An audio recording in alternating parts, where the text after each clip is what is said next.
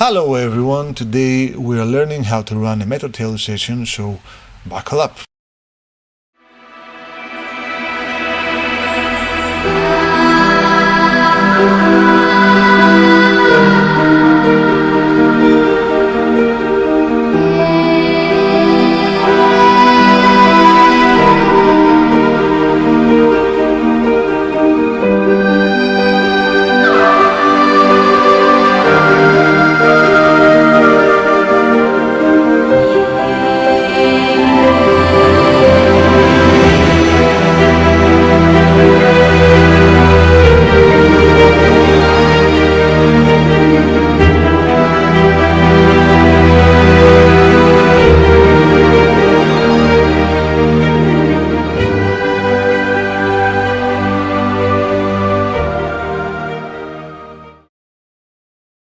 Hello again to another episode of Meteor Tales. Now, I'm gonna help you, I'm gonna guide you through the process of running a session smoothly.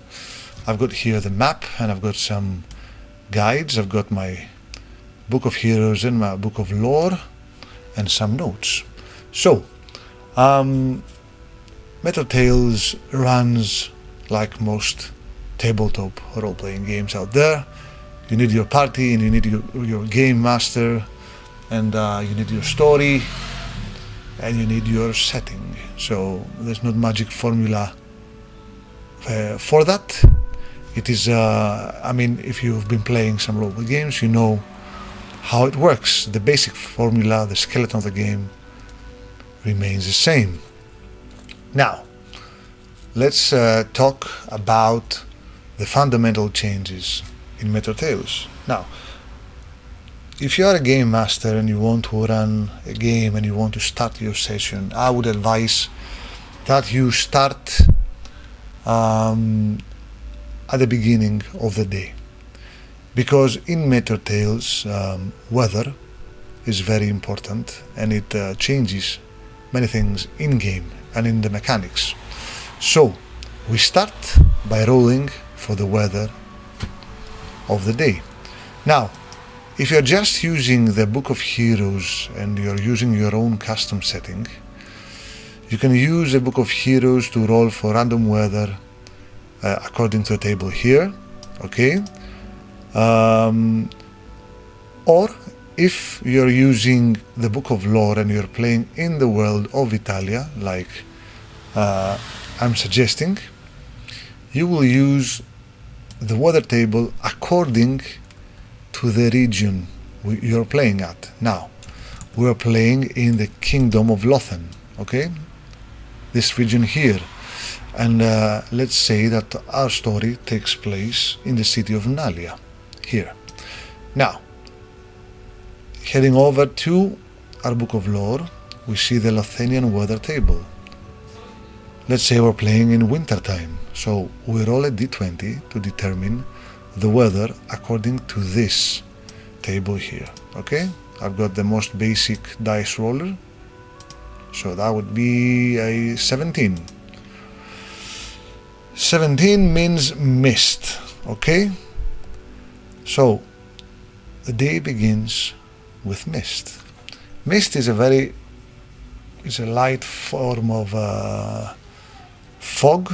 So it translates as just a minor adjustment to active risk. We've talked about risk before. So mist gives a +1 to active risk in whatever actions you do. This means that your critical failure increases for any type of action you do by 1 point in any dice. And it also reduces your perception by 1 level. So your character's perception is reduced by 1 level. So now we've established what the mist is. So you set the tone and you set the atmosphere, okay, by describing, you wake up and there's a mist outside. You should be prepared for, certain minor difficulties if you plan to travel. Mostly, I would say, for range attackers or spellcasters that use range spells, because their perception is going to be reduced. And so we set the atmosphere and the pace like that. Then before we leave the city, a city is a good place to pick up some quests, is a good place to use for training, to utilize your effective hours by taking advantage of the safety that the city provides, and of course to use the marketplace. Okay, so if you use the Book of Lore again, you head over to the city of Nalia here, and you can see with the icons what kind of vendors you can find in Nalia. So the black icons without any outline means common quality, the yellow outline means premium quality, and the green outline means supreme quality. So as you can see, the first icon is an inn, tavern of supreme quality, so you can find very good services, supreme quality services of inns here. Common quality adventuring items, supreme services when it comes to healers. If your party needs a healer, if they are wounded near the city and you need some sort of surgery, you can come to a supreme healer in Nalia. Common quality stables, so you can get like basic horses and stuff. Common quality blacksmiths. Premium quality guild, which means you can hire henchmen and other help of some decent quality. Supreme quality alchemy for potions and stuff, that could be very helpful. And then we have common quality arcane store, enchanter services, runecraft services if you want to enchant your items, and of course port services if you want to travel by boat, because Nalia is a port city of Lothen. Now, that said, you can visit the marketplace, okay, and buy stuff, spend your gold there, and also you could use your effective hours in the city to make use of its safety. So, as we've said before, each character has 3 effective hours daily they can use, okay.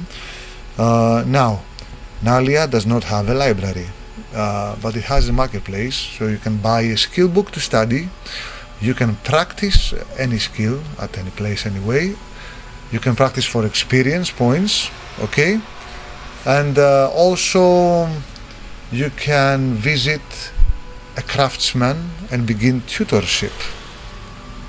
I would roll for experience. I would spend, let's say, I would suggest my players to begin with some basic practice, okay?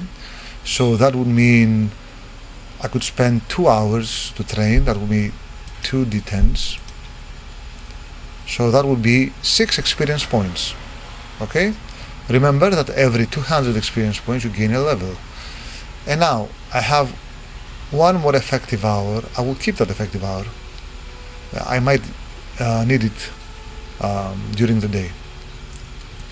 So that is some basic example of how to use some of the things the city offers. Let's say that your party picks up a quest from the tavern. There's tons of stuff you can pick up from, like bounties or a minor quest in a nearby place. Let's say hunt down some bandits or anything, or kill a monster nearby, okay, or explore the Ilian fort to the east, stuff like that, okay. You can find some of these quests in the Book of Masters. So if you have the Book of Masters and you don't feel like creating your own quest, you can go to the back pages of the book and see a list of quests actually here, okay. So one of them is the Ruined Outpost, and it's about this very location here, okay. So you can pick up the quest for 5,000 gold pieces and 1 reputation bonus in the city of Nalia.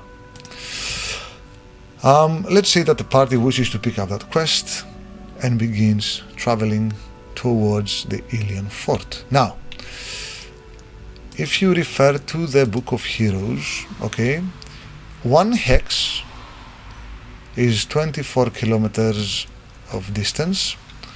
That means 2 days on foot, 1 day on horseback or carriage. If we have any type of difficult terrain like forests, swamps and stuff like that, you can see on the world map the mountains, the swamps, the forests. This will double your time, and sometimes the weather will increase your traveling time as well, if it's a storm for example, but a mist is not a problem. So if you follow the road, it's probably the safest and fastest route. Also, if you follow a road or a trail that goes through difficult terrain, it will save you the extra time. So a road will negate any traveling time penalties, okay? So if you see this trail like here moving through the mountains, you don't have to be afraid of spending more time due to the mountains, okay? You follow a trail and that's it. So as a game master, you let the players know that they begin traveling, they leave the city behind, and you're now in the wilderness. So there's things to expect, here. Most commonly, there's going to be one encounter during the day, at least, okay? So if you're using the Book of Lore, again, this is determined by your region, okay? As you can see, in the map, you've got certain locations, okay? Mines of Warcry, you see Arken Forest, Alien Fort. If you're within the premises of a specific location, you can use the specific table of that location to roll for your encounter. So we're playing in an open world mode, okay? And this means that any type of encounter can exist anywhere according to the geography and the nature of the monsters. So we're not doing levels here, we're not doing safe traveling according to the level of the party, we're doing open world exploration. Now, we're not in the Alien Fort Hex yet, we're just outside of the city, so that means we're rolling for the general Roads of Lothen table here. You see there's 20 different encounters. Green for the positive, friendly or neutral ones, and red for the hostile ones. It's a 50-50 scenario because the roads are relatively safe. Let's roll for fun. 1d20. That's a 12. Okay, that is a bear. Common encounter, not too much to deal with, okay? So, the party can either fight the bear, gain some experience, use it for rations, stuff like that, eat the bear, whatever. Or they can attempt to roll a traveling check if they have one, if they have the skill, one of them, to avoid the encounter. So if you choose to use your traveling skill, you just roll a d20. That will not do it. Anything above 5 would do it, but a 3 is a pretty low number. So, you would fail to bypass the encounter, or the bear would hunt you down, stuff like that. So, yeah. Let's say that you engage in combat with a bear, okay? You defeat the bear. It's probably an easy encounter. If it's an easy encounter, the party would gain 10 experience points, like a standard number.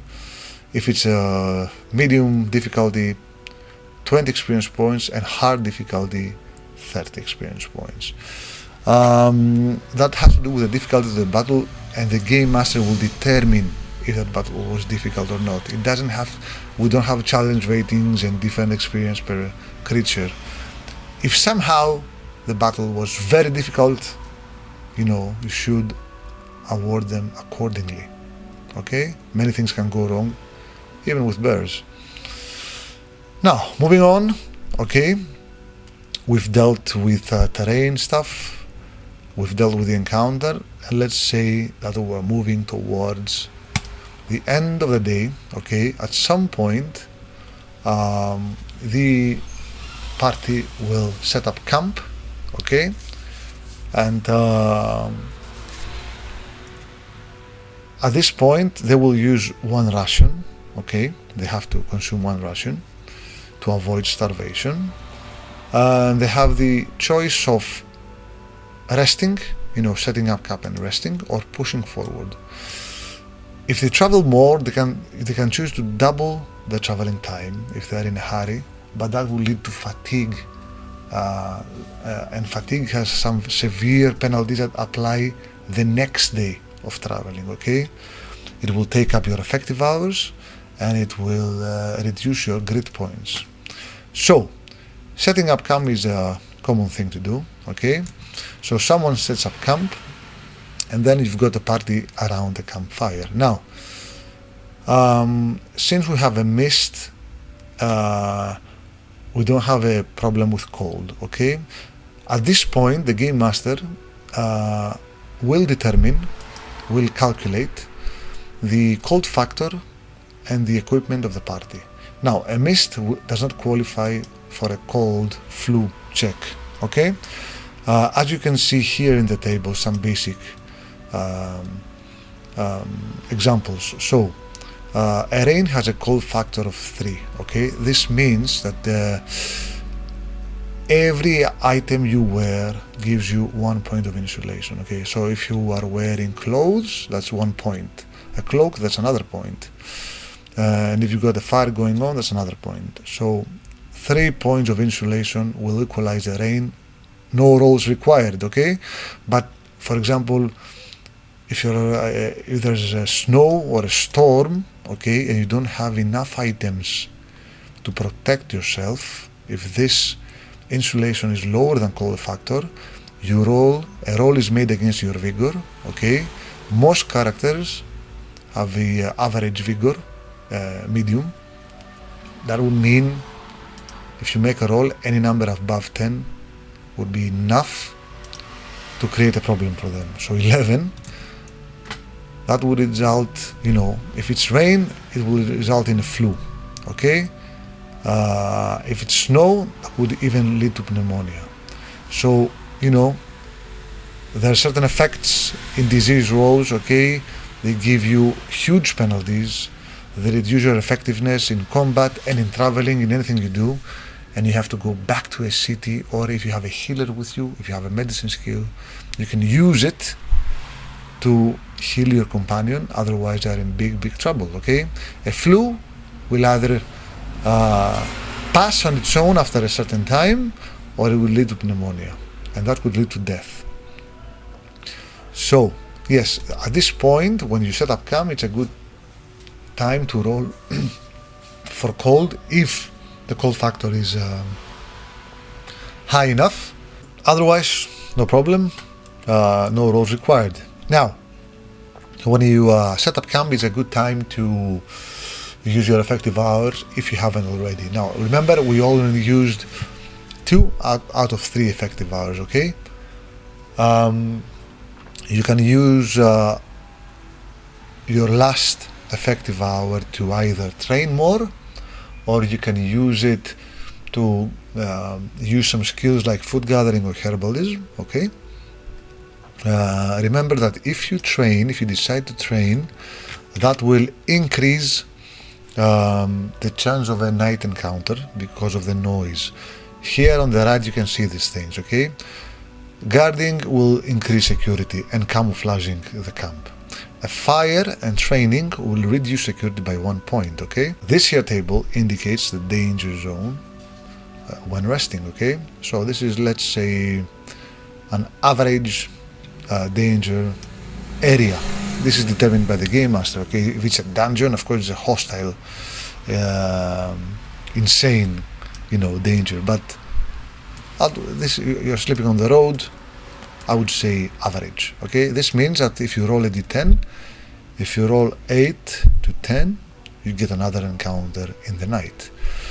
So if someone guards, you reduce that, but if you train, you increase that chance. So now we have a fire going on, and we'll spend an hour not to train but to gather food. Okay, someone with a food gathering skill, for example, can roll a d20. 9. Let's see how that translates. There you go. A 9 means you get 2 rations. Not bad, not bad. So you get 2 rations, okay, for you and your companions. And then the game master can roll for the encounter. We'll roll a d10. That's a 2. Very low roll, no encounters in the night. That's good.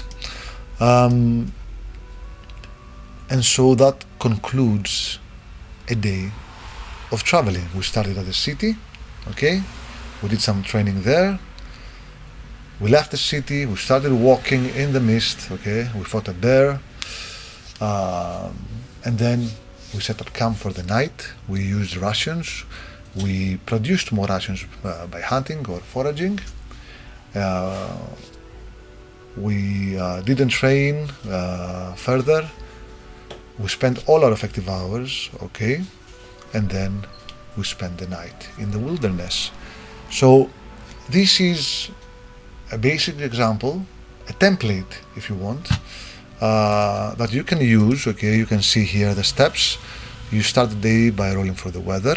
You adjust any weather. So as you can understand, if there's a storm going on, it completely changes everything. You have to decide, the party has to decide if they wait it out, if they travel through the storm and suffer the consequences. And remember, in Vitalia we have crazy weather effects apart from the normal ones. And then, you know, a city is always a good place to pick up quests to find some tutors, to train safely without increasing danger for encounters, to use its marketplace to buy stuff, okay, or libraries to learn skills and stuff at a very low price. And then when you travel, you have to, you know, notice the terrain. You have to keep in mind for encounters during traveling and according to the region you're crossing, okay. A character with a traveling skill can roll at any time to, you know, to ask the game master upon success, you know, what kind of encounters can I find in the Arcane Forest, okay. And if the roll is successful, the game master can, you know, check the book, go to Arcane Forest and see, okay, Arcane Forest has bears, bandits and wolves, so it's relatively safe, you know. Otherwise, if you go, let's say, through the Ilian Fort here, the Ilian Fort, let me find it first, has wraiths, baru and dwellers, all of them undead, and bandits, so the difficulty increases greatly. So, you know, a character with a traveling skill can help his companions by providing information like that. So guys, let's go through the forest. I know it's gonna take longer, but it's safer, you know, if we want to go, let's say, to Argo. Let's avoid this passage here, go through here. These things, you know, set the tone very nicely, okay. They create an atmosphere that other games lack. So you can use this kind of traveling stuff. It will also help you highlight some of the abilities of the players that don't have to do with combat or even social skills, you know. Survival skills like that work very effectively. And so we use our traveling skills, okay, to you know about encounters and terrain and stuff. And if a character also has a nature skill, they can use it, okay, to predict the next day's weather. Again, it's very useful for traveling, so you can know what to expect. How that works is that you roll for your traveling skill, okay, let's say a d20. Any number above 5 will do. That will not do it, but that will definitely do it. So let's say that the character rolls nature and he rolls successfully. The game master then rolls for the weather for the next day. Okay, the time the player decides to roll for nature makes the game master roll for weather that will apply the next day, so that they can know in advance. So let's say we roll for weather for the next day. That's a 2. That's a terrible weather. That's light snow. Okay, so the game master goes, okay guys, you can predict, you see the omens in the sky, you see the birds moving, you see the clouds, anything that predicts the weather, and you know that the next day it's going to snow. A cold wind comes from the mountains. So then the party can decide how to proceed. If they want to remain in camp, find shelter. Okay, in the Book of Heroes you can find some useful advice I've added here. Exploration advice for different types of terrains. It's called wilderness delving. Okay, so it's a forest, a swamp, a desert, any type of wilderness delving. You can use, for example, if you are in a forest, you can use a traveling skill, a traveling role here, you see, to locate a shelter. Okay, so there's many uses for each skill. So any roll above 5 can help you locate a shelter. So you know that bad weather is coming, and the shelter is better than camp. Okay, you can find a cave or anything. So you roll, and let's say you roll a 4, you don't find the shelter. Okay, you have to settle in the camp. Or if you roll a, come on man, do better, a 12, you find a cave, problem solved. Stuff like that. So you get a taste of how these things work. Okay, and then remember, at the end of the day you roll for the weather. Okay, you roll for the cold, and the cold factor and everything. The party decides what to do around the campfire, if they train, if they study, if they gather food. Always encourage role playing around campfire. It's a great time to make the characters talk to each other, use up their character arcs and their personality traits. If you go to the Book of Heroes again, and you can refer to the character arcs here. So a character can talk about a favorite memory, a painful memory, a favorite place, a dark thing from their past, anything. Okay, and you can use this time to engage in nice conversation, philosophizing, or talking about their upcoming quest, anything. And if you see that people, some characters develop some bonds between them, they talk more than they talk with others, you can use this bond system here to assign points. For example, if Gorak develops a bond with Sandra, okay, you can write down their bond here. But we will not talk about the bond system here in this video. I'm gonna make another video about that. That's about it. That's a typical day in the universe of Meteor Tales. That's how I that's how I use the mechanics of the game. I have this template, and when they travel, we spend a lot of time in traveling because it's meaningful. It's nice to decide the route that you're gonna follow. It's nice to know what different terrain means, what different weather means.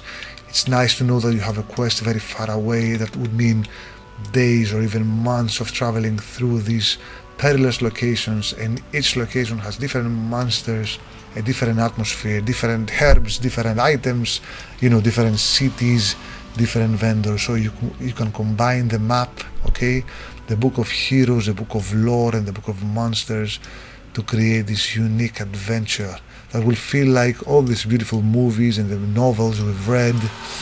And it would be far more than just fighting monsters one after the other and having a boring thing like, okay, you leave that city and you arrive at that city and that's it.